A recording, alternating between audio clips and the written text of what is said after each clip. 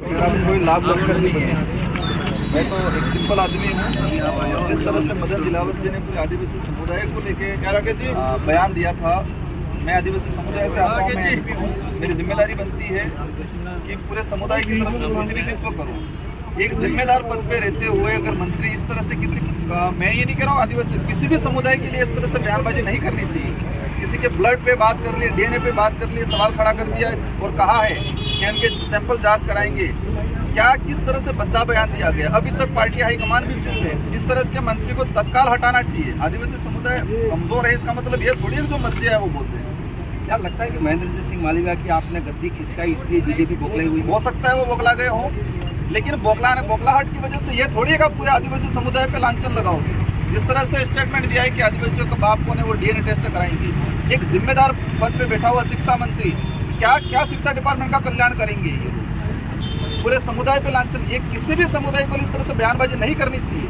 और आदिवासी समुदाय कमजोर है, इसका मतलब जो मर्जी है बोल देंगे। अब आपका क्या स्टैंड है? मेरा एक ही स्टैंड है, सिंपल सा। हम कोई बखेड़ा नहीं करना चाह रहे। सिंपल से मदन दिलावर जी ने कहा है कि हम डीएनए टेस्ट कराएंगे। हम साधारण से सिंपल, हम कोई बखेड़ा नहीं करना चाह रहे। शांतिपूर्वक तरीके से उनके वहाँ जाएंगे और ब्लड सैंपल उनको कहेंगे उनको सैंपल ले लें।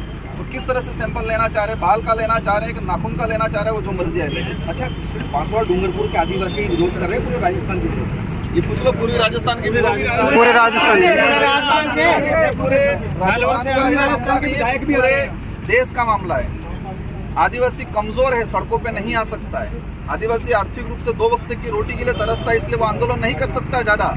लेकिन आक्रोश जरूर है। ये आक्रोश चुनाव के वक्त दिखेगा। आने वाले चुनाव में जो 5 राज्यों के जो चुनाव है उस चुनावों में दिखेगा। अगर मंत्री जी या तो माफी मांग ले और पार्टी खुद उनके पद से हटा ले तो ठीक रहेगा। बाकी ये मामला जपने वाला नहीं है। अच्छा, लास्ट सवाल करूंगा। मदन दिलावर ने कहा है कि स्वर्ण, ब्राह्मण, राजपूत, बनिया ये सब आदिवासी है।